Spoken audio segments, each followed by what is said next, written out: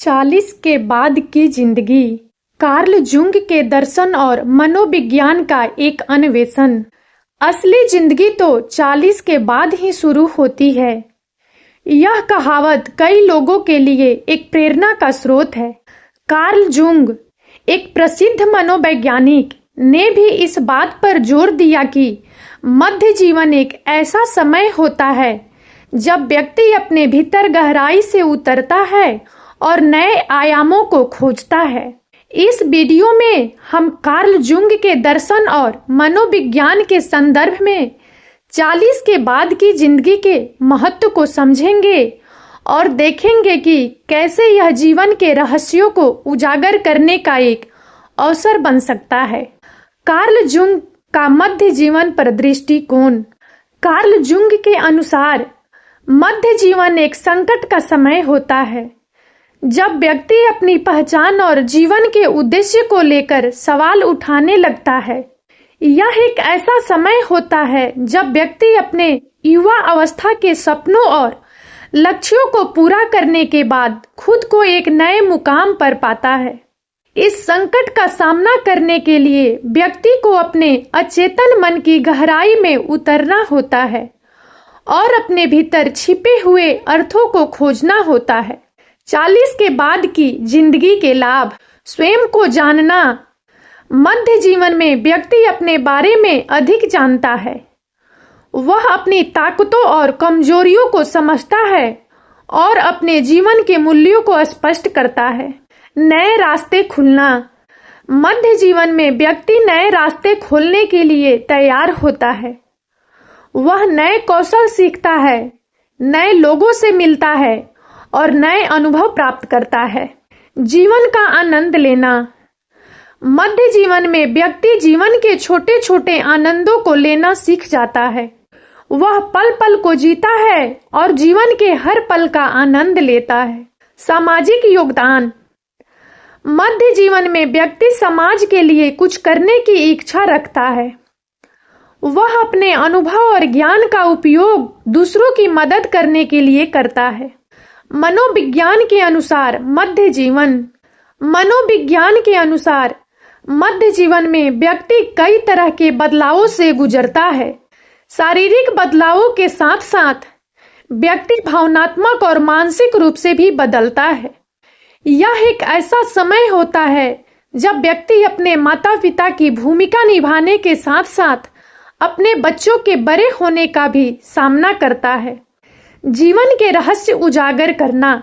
मध्य जीवन में व्यक्ति जीवन के कई रहस्यों को उजागर करता है। वह जीवन के अर्थ और उद्देश्य को समझने की कोशिश करता है।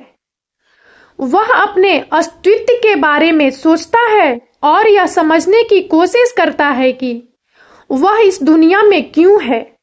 40 के बाद की जिंदगी के लिए टिप्स। स्वयं पर विश्वास करें। अपने आप पर विश्वास करें और अपनी क्षमताओं पर भरोसा करें। नए अनुभव प्राप्त करें। नए अनुभव प्राप्त करने के लिए तैयार रहें। दूसरों के साथ जुड़ें। दूसरों के साथ जुड़ें और सामाजिक गतिविधियों में भाग लें। स्वास्थ्य का ध्यान रखें। अपने स्वास्थ्य का ध्यान रखें और नियमित रूप से व्यायाम करें। आध्यात्मिक विकास करें। आध्यात्मिक विकास करें और अपने भीतर की शांति को खोजें। 40 के बाद की जिंदगी एक नया अध्याय होती है। यह एक ऐसा समय होता है जब व्यक्ति अपने जीवन के अर्थ और उद्देश्य को खोजता है। कार्ल जुंग के दर्शन और मनोविज्ञान के अनुसार मध्य जीवन एक संकट का समय होता है, लेकिन यह एक अवसर भी होता है। इस अवसर का लाभ उठाकर व्यक्ति अपने जीवन को और अधिक समृद्ध और सार्थक बना सकता है। कार्ल जुंग के अन्य विचार। व्यक्तित्व विकास और स्वप्न विश्लेषण।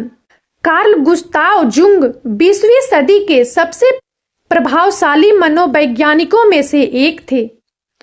उन्होंने फ्रायड के सिद्धांतों से प्रेरित होकर अपना एक मनोवैज्ञानिक सिद्धांत विकसित किया जिसे विश्लेषणात्मक मनोविज्ञान कहा जाता है।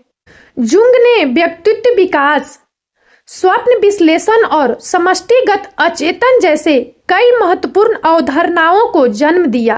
इस शोध पत्र में हम जुंग के व्यक्तित्व विकास और स्वप्न विश्लेषण पर केंद्रित रहेंगे।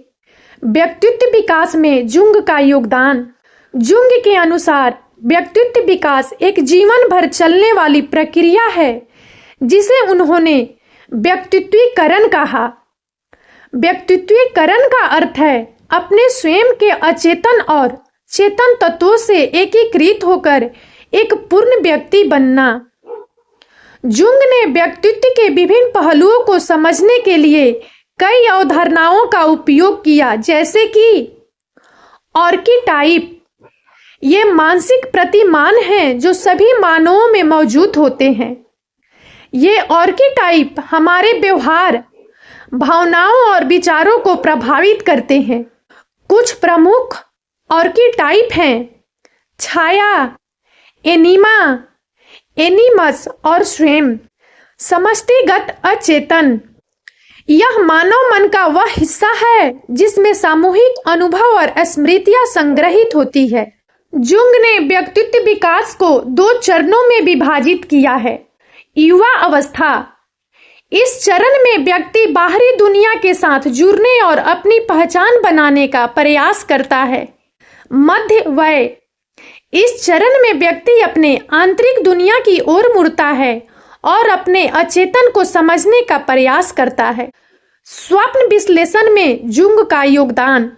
जुंग के अनुसार स्वप्न मानव मन की गहराइयों में छिपे रहस्यों को उजागर करने का एक महत्वपूर्ण माध्यम है।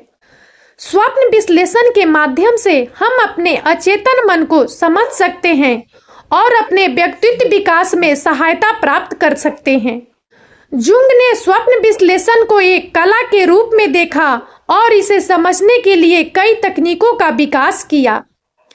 जुंग के अनुसार स्वप्न में आने वाले प्रतीक व्यक्तिगत और समष्टिगत दोनों तरह के हो सकते हैं। व्यक्तिगत प्रतीक व्यक्ति के जीवन के अनुभवों से संबंधित होते हैं, जबकि समष्टिगत प्रतीक मानव जाति के सामूहिक अनुभवों से संबंधित होते हैं। जुंग के विचारों का आधुनिक मनोविज्ञान पर प्रभाव। जुंग के विचारों ने आधुनिक मनोविज्ञान पर गहरा प्रभाव डाला है। उनके सिद्धांतों का उपयोग व्यक्तित्व विकास, मनोचिकित्सा, धर्म और कला जैसे विभिन्न क्षेत्रों में किया जाता है। जुंग के विचारों ने हमें मानव मन की जटिलता को समझने में मदद की है और हमें अपने स्वयं के जीवन को बेहतर ढंग से समझने में सहायता प्रदान की है। कार्ल जुंग एक महान मनोवैज्ञानिक थे जिन्होंने मानव मन के बारे में हमारी समझ को गहराई से प्रभावित किया। उनके विचार आज भी प्रासंगिक हैं और हमें अपने स्वयं के व्यक्तित्व विकास और मानसिक स्वास्थ्य को बेहतर बनाने में मदद कर सकते हैं। कार्ल जुंग के विचार, आइए इसे एक प्रेरक कहानी के द्वारा समझते हैं। कार्ल जुंग मनोविज्ञान के एक महान विचारक थे जिन्होंने मानव मन की गहराइयों का खूबसूरती से विश्लेषण किया। उनके विचारों को एक प्रेरक कहानी के माध्यम से समझना और उन्हें सत्यापित करना उनके दर्शन को और अधिक जीवंत बना सकता है। एक बार की बात है, एक युवक था जो अपने जीवन के उद्देश्य को ढूंढने के लिए संघर्ष कर रहा था। वह कई तरह के काम आजमा चुका था, लेकिन उसे कहीं भी संतुष्टि नहीं मिल रही थी। वह अक्सर अकेलापन और बेचैनी महसूस करता था। एक दिन वह एक बुद्धिमान वृद्ध से मिला। युवक ने अपनी समस्या वृद्ध को बताई। वृद्ध ने ध्यान से उसकी बात सुनी और फिर बोला, बेटा, तुम्हें अपने अंदर झांकना होगा। हर इंसान के अंदर एक अनूठी दुनिया होती है। तुम्हें उस दुनिया को खोजने की जरूरत है। युवक को वृद्ध की बात समझ नहीं आई।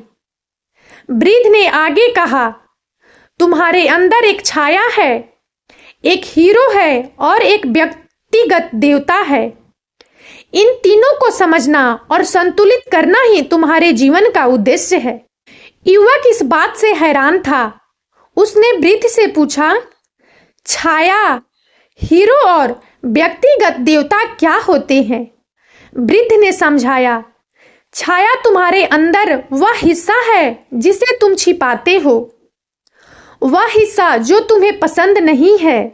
हीरो वह हिस्सा है जो तुम्हें महान काम करने के लिए प्रेरित करता है, और व्यक्तिगत देवता वह है जो तुम्हें आध्यात्मिक मार्गदर्शन देता है।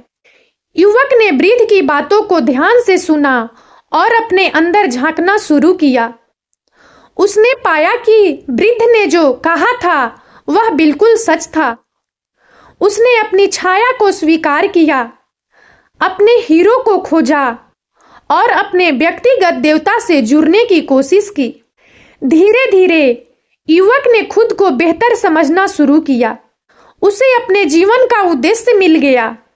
वह अब अकेलापन और बेचैनी महसूस नहीं करता था। वह एक खुश और संतुष्ट व्यक्ति बन गया। कहानी से निकलने वाले कार्ल जूंग के विचार। अचेतन मन। जूंग का मानना था कि हमारे अचेतन मन में बहुत सी चीजें छिपी होती है जिनके बारे में हम जानते नहीं होते हैं। ये चीजें हमारे व्यवहार को प्रभावित करती है। छाया। हम सभी के अंदर एक छाया होती है जो हमारे अंधेरे पक्ष को दर्शाती है।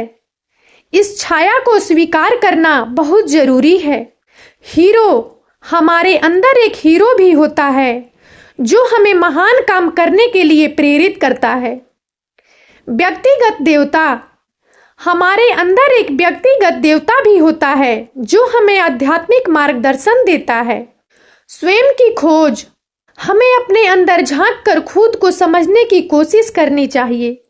कार्ल जूंग के विचार हमें यह सिखाते हैं कि हम सभी अद्वितीय हैं और हमारे अंदर एक अनूठी दुनिया होती है। हमें अपने अंदर झांककर उस दुनिया को खोजने की जरूरत है। जब हम खुद को समझ लेते हैं तभी हम अपने जीवन का उद्देश्य ढूंढ सकते हैं और एक खुश और संतुष्ट जीवन जी सकते हैं। और अब इस वीडियो में इतना ही। यदि आप सबको हमारा यह वीडियो अच्छा लगा हो तो प्लीज इसे लाइक करें और ज्यादा से ज्यादा शेयर करें ताकि हमारा मनोबल इसी प्रकार से बढ़ता रहे और हम एक से बढ़कर एक ज्ञानवर्धक वीडियो लेकर नियमित रूप से आप सबकी सेवा में उपस्थित होते रहें। और तब तक के लिए बने रहें हमारे चैनल राजनंदिनी पर। हम बहुत जल्द एक नए ज्ञानवर्धक वीडियो के साथ एक बार फिर से आपकी सेवा में उपस्थित होंगे। जय हिंद, जय भारत।